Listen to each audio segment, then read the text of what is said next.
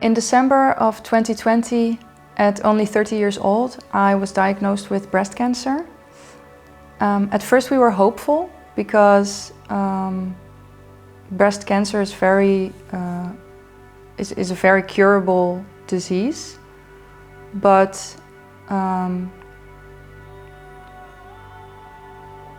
what followed was a roller coaster of examinations and doctor's appointments, and we just got more and more bad news.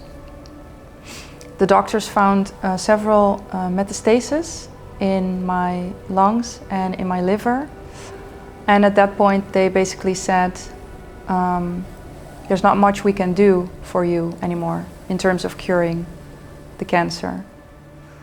And that was really hard because I hadn't even started any kind of treatment yet, and I was already being given up on. So I then started palliative treatments, and that means basically that they're not trying to cure me, they are trying to control the disease for as long as they can. And the prognosis is anywhere between a few months and a few years, which is really not that long. If you think about it, a few years is not a lot of time if you're only 30 years old. It's tough because I have worked really hard to create the life that I envisioned. I fell in love with the gaming industry when I was at school, and I just really like the industry, I like the people, I like the game design philosophies, basically. Ever since then, I kind of had my mind set on this goal. Like I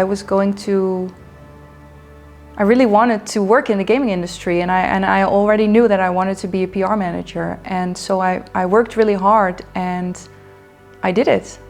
I worked hard, I got lucky, and I landed my dream job at Vertigo Games. And I thought, this is the start, this is the beginning of my great adventure. I'm going to be doing what I love every day. I'm going to get paid for it. I'm going to get a nice apartment, a beautiful car, and I'm going to travel the world. I'm going to go to E3, to Gamescom, to GDC, and just have this awesome life that I wanted. And then this happened. And everything I worked so hard for suddenly gets threatened by something completely out of your control. It was very important to me that this time in my life, when there was just so much chaos around me, that there was still a part of my life that remained unchanged. And so I decided to keep working because I really like what I do. Like I said, it's my dream job. So yeah, that still brought me joy, that I was able to feel normal, I guess, for a few days in the week. But it's difficult because the medicine that I'm taking, obviously it has side effects. I have less energy, I don't always sleep well. Some days I wake up and I just have sore muscles and joint pains all over my body. I find it hard to concentrate, I have brain fog.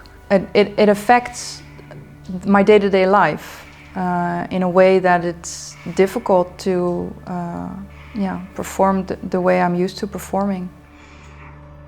I still remember one of the first games that I was a part of.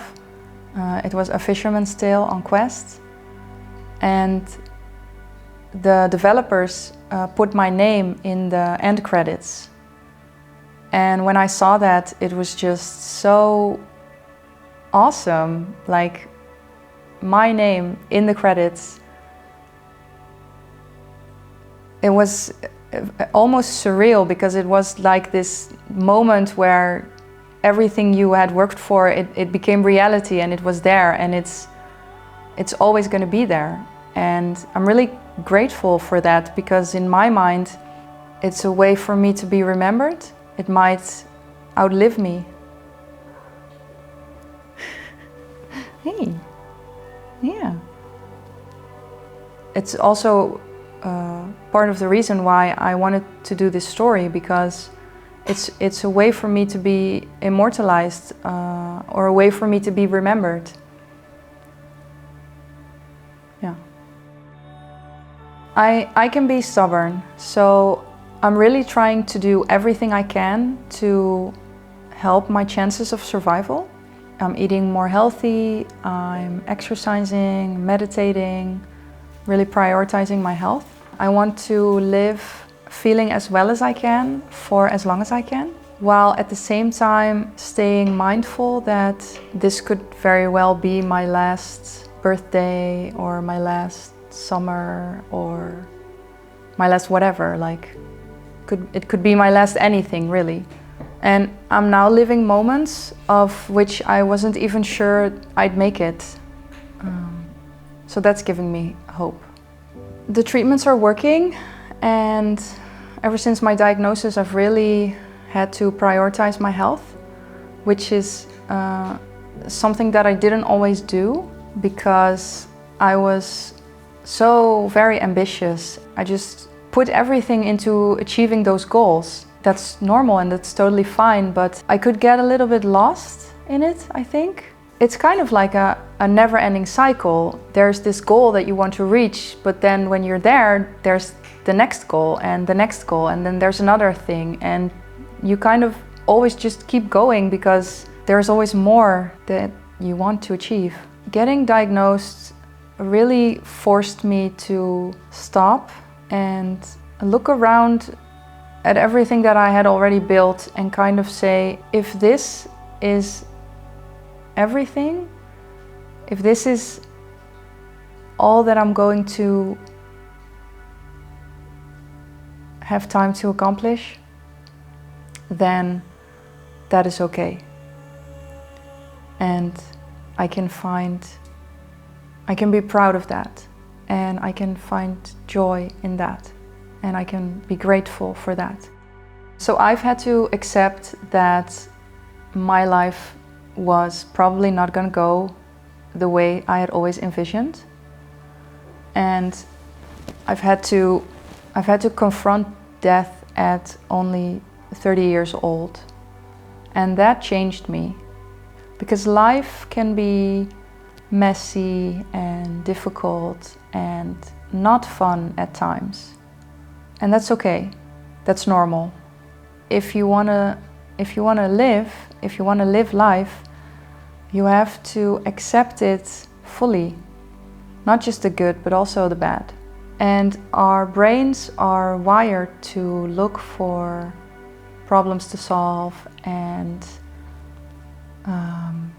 dangers to avoid. You can get kind of overwhelmed, I guess, with life and all the bad parts. But if you wanna live, you have to actively seek out happiness in your life. That doesn't mean that your problems aren't real or that things can't be hard or that you can't be sad. It just means that for me, it means that happiness doesn't have to be this grand thing. It can be in the little things. For me now, it's almost as if my senses are heightened, because I can immensely enjoy the way a scenery looks if I walk through the forest and the sun just kind of falls through the leaves and creates this magical scenery. I can really enjoy that, or just the simple act of eating your favorite fruit or something, you know, and it's sweet and juicy and ripe and it tastes delicious. If you try to look at the world around you as if you're seeing it for the very first time, like with new eyes, then I think you'll get what I mean, because there's so much beauty to be found. We take it for granted, you know? You see something beautiful and sometimes it just bothers me, you know? These people who, when I see something beautiful and they are looking at their phone. And I get it, your phone is interesting, it's fun. But at the same time, I don't know, you know? If you would just try it, just once, to look at the world around you as if you're seeing it for the first time, or maybe as if you're seeing it for the last time, I think you'll find a lot of beauty there. A lot more than you would initially have thought. I kind of wanted this story to have a clear ending or some kind of message, but I'm thinking maybe it doesn't have to be that way, because life isn't that way. It just ends when it ends, and nobody really knows when or how. It can be in the middle of a project, or in the middle of a book, or even in the middle of a sentence.